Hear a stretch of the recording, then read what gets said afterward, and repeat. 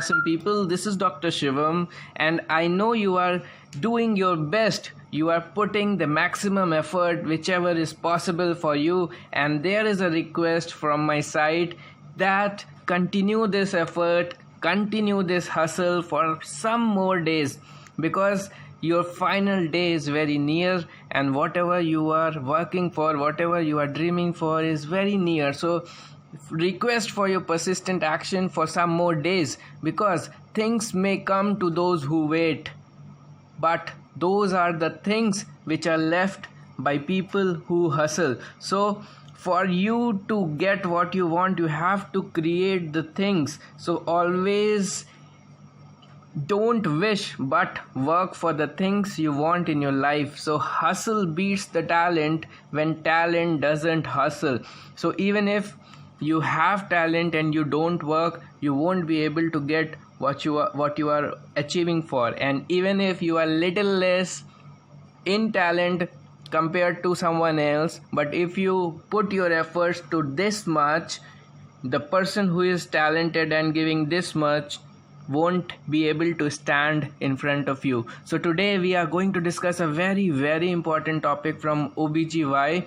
Why I am going or discussing OBGY subject is because it is a very interesting, very easy, and it carries a lot of marks in your examination. So a lot of questions comes from Obs and Gynae. So why not to have a hold over the things which we can make them right with 100% confidence, rather than depending upon the questions which are little uncertain or the subjects which we don't know that much. So Obs and Gynae is something which you have read in your final year, and this subject is the subject where you can score 95 to 98% questions out of 100. That means you can correct almost all the questions from Obs Gynae once you have read it properly. So revision is very important, and I am going to focus this video over the revision. So starting with the abortion. Now listen some lines, or you can note it down wherever you find suitable. If I ask you the most common cause of abortion overall is, so it is chromosomal anomaly. Now second question, among chromosomal anomaly, examiner said your question appeared most common cause among chromosomal anomaly for abortions, it will be aneuploidies. Now third question, among aneuploidies most common cause, then it will be trisomy. Now fourth question, among trisomy, which trisomy most common? So it will be trisomy 16. So trisomy 16 individually constitute, sorry for that. So among trisomy, it is most common trisomy 16. So you got some points. Now if I ask you a single or individual most common cause for abortion among chromosomal anomaly, now the change of question here is single most, not the overall. Now single most common, if you ask, it will be monosomy X rather than trisomy. So there are some differences in words and your answer is getting changed. Now what are the other causes of abortion rather than chromosomal anomaly? So it can be any congenital anomaly of the female genital system. It can be due to trauma like physiological or iatrogenic, or like while you do the choriovolus sampling or amniocentesis or chordocentesis, and among them the amniocentesis has least risk of around 0.25%, and chordocentesis has maximum risk of around 3% for abortion. Now there are some other causes like uterine malformation. So mostly uterine malformation causes what type of abortion? Second trimester abortion. And some endocrinological conditions like uncontrolled diabetes may also lead to abortion, thyroid dysfunction, hyperprolactemia, PCOD, luteal phase defects, and some infections like TORCH. TORCH full form, can you know? So you should know TORCH consists of toxoplasmosis, rubella, cytomegalovirus, and herpes. So there are some infections also, but those are little less common. Now other conditions like immunological causes like Apla syndrome, environmental factors, so these also play a role in abortion. Now if we talk about recurrent pregnancy losses, so you should also know about recurrent pregnancy losses. So how you defined a recurrent pregnancy loss? So literally, recurrent pregnancy loss is said to be when there are greater than or equals to 3 consecutive pregnancy loss. You understand? Greater than or equals to 3 pregnancy loss at less than 20 weeks. So here there is duration and the number of episodes. So greater or equals to 3 consecutive is also important. Consecutive pregnancy loss at less than 20 weeks. So you should know, because they can ask you. So when you should start investigating a couple of recurrent pregnancy loss? So if there are minimum history of 2 losses at less than 20 weeks, you should start the investigation, although the definition is something else. So there are 2 different questions. What do you mean by and when you start investigating a couple? Now the question comes, most common cause of recurrent pregnancy loss, it is idiopathic, in majority of cases. Okay, it can also be immunological and endocrinological.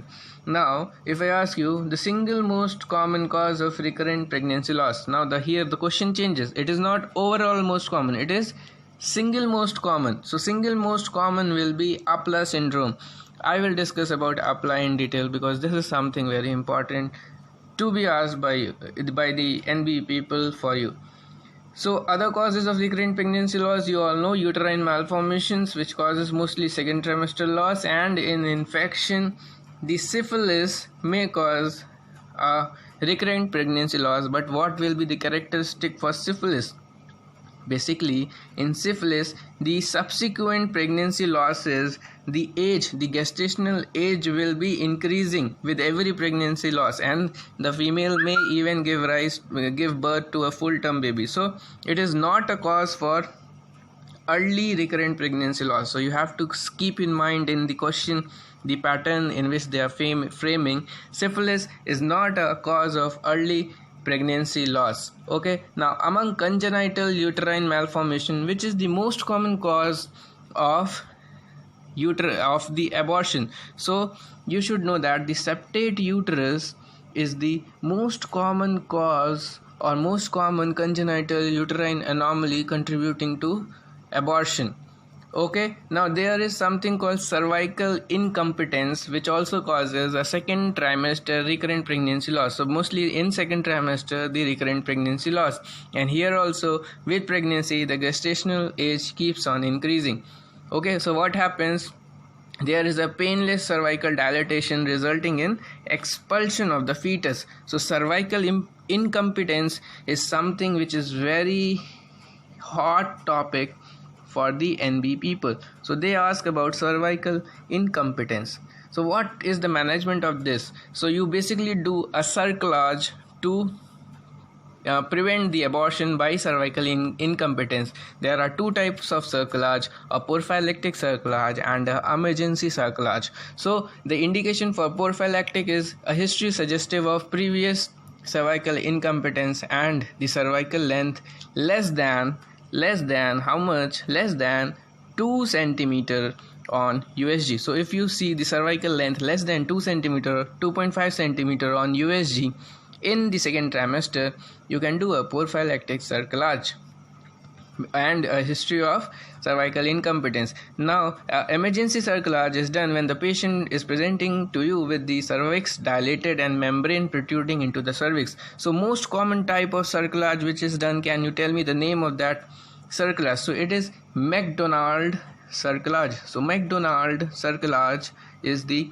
most commonly done cerclage in case of cervical incompetence. And how it is done? It is just a purse string suture.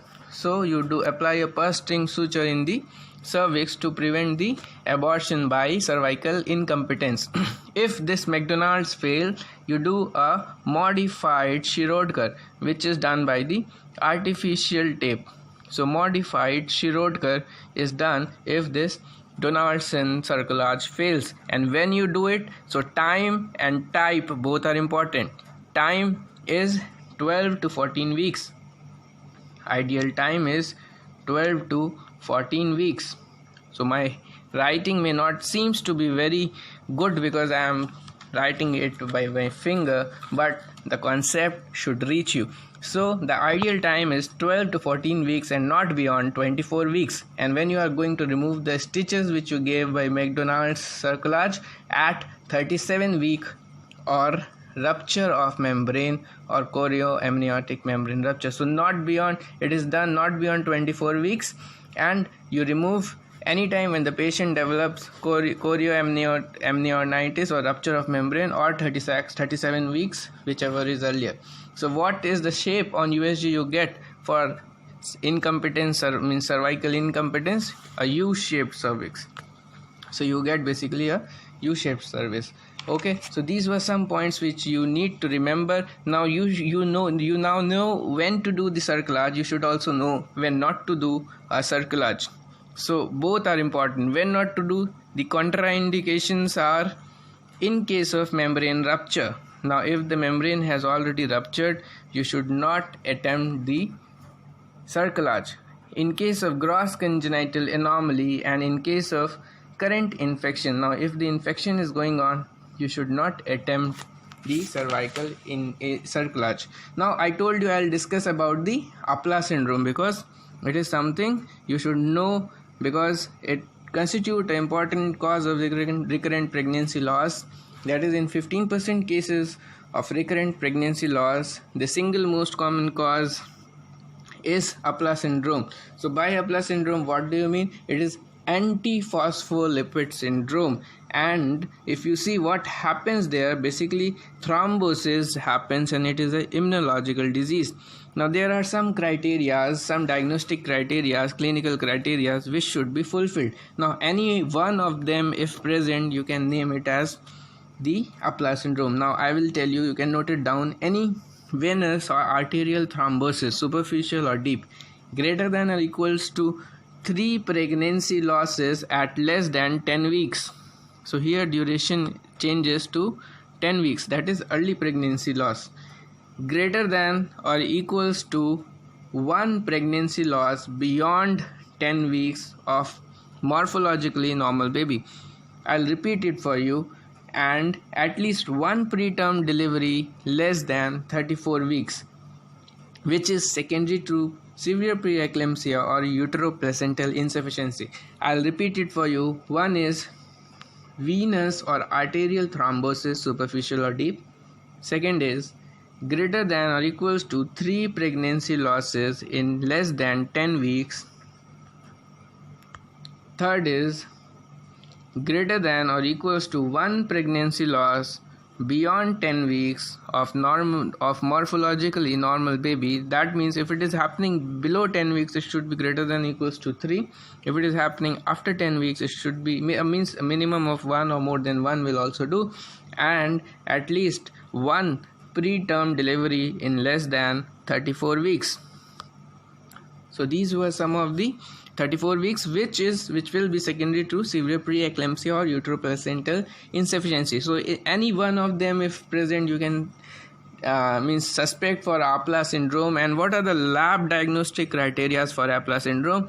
So you all know it is a immunological disease. So presence of lupus anticoagulant, that is Russell Viper venom, which is anticoagulant, is one of the diagnostic criteria. Other is anticardiolipin antibody, that is IgM and IgG anticardiolipin antibody should be positive in medium to high titer on 2 occasions 12 weeks apart.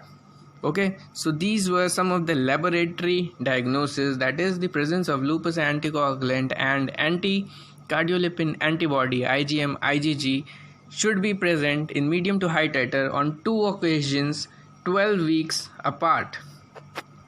Okay, now how you are going to manage this Appler? You give the pregnant lady heparin as well as aspirin. Among heparin, low molecular weight heparin is preferred, and once means pregnancy is confirmed, you start it. And aspirin low dose 80 milligram once a day as soon as the UPT, that is urine pregnancy test, is positive. So heparin you start once intrauterine pregnancy is confirmed, and aspirin you start it early as soon as urine pregnancy test is positive. So both the medications are continued till or throughout the pregnancy, and the aspirin is stopped 7 days before the delivery, and heparin is stopped at the onset of labor. Okay, so APLA is characteristically causing second trimester abortions, and APLA outside normal pregnancy or non-pregnant lady, you can give warfarin in spite of this heparin. Now plasmapheresis is also a mode of therapy, but it is not used and given if the primary therapy with the heparin and aspirin fails. So if someone asks you, APLA is responsible for how many % of recurrent pregnancy loss, it is one of the single most common cause for recurrent pregnancy loss, constituting about 15% of recurrent pregnancy losses. So these were some points which I wanted to convey for abortions, and we'll continue with the MTP in our next slide. And means basically I don't want to prolong the video more, because your concentration is limited for a particular duration of time, and I want these micro mini videos to be most effective. So this is Dr. Shivam, hoping the best happens with you. Stay happy, stay confident, stay cool, and remember, anything is possible if you have it in your mind. Thank you.